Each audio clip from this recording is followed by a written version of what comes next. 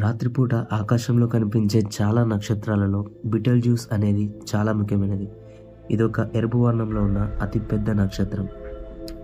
భూమి నుండి సుమారు 642 కాంతి సంవత్సరాల దూరంలో ఉంది. దీని పరిమాణం మన సూర్యుడి కంటే సుమారు 900 రెట్లు పెద్దది. దీని వ్యాసం 7.5 కోట్ల కిలోమీటర్ల దూరం ఉంటుంది.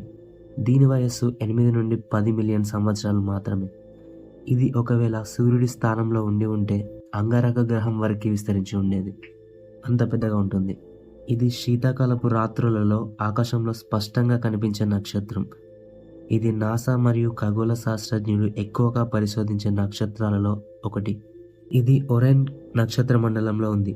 ఈ కాన్స్టలేషన్లో ప్రకాశవంతమైన వాటిలో ఇది రెండవది. ఈ ఒరైన్ నక్షత్ర మండలం ఒక యోధుడి ఆకారాన్ని పోలి ఉంటుంది. పురాణ గాథల్లో ఈ నక్షత్రాన్ని విజయానికి సంకేతంగా భావించేవారు. టాలమీ అనే ఖగోళ శాస్త్రజ్ఞుడు ముఖ్యమైన 45 ప్రకాశవంతమైన నక్షత్రాల జాబితాలో దీన్ని చేర్చాడు.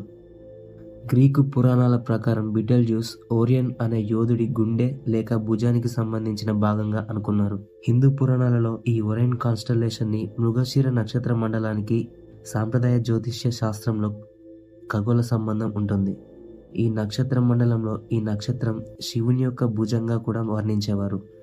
ఇది ఎరుపు రంగులో కనిపించడానికి గల కారణం దీని ఉష్ణోగ్రత మన సూర్యుడి కంటే తక్కువగా ఉంటుంది. ఇది తనలోని హీలియం మరియు హెవీ ఎలిమెంట్స్ని క్రమంగా వాడుతూ హైడ్రోజన్ ఇంధనం పూర్తిగా ఖాళీ అయ్యే దశకు వచ్చింది.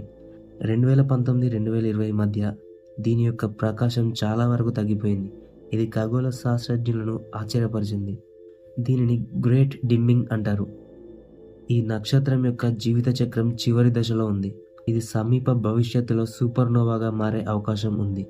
అంటే రాబోయే సంవత్సరాల నుండి సుమారు 1,00,000 సంవత్సరాలలో ఎప్పుడైనా అది పేలిపోయి సూపర్నోవాగా మారవచ్చు. అలా జరిగితే దాని వెలుగు ఆకాశంలో మన చంద్రుడి కంటే ప్రకాశవంతంగా ఉంటుంది.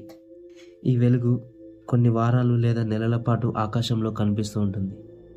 సూపర్నోవా తర్వాత ఇది న్యూట్రాన్ స్టార్ లేదా బ్లాక్ హోల్గా మారే అవకాశం ఉంది. Okay friends, and thanks for watching.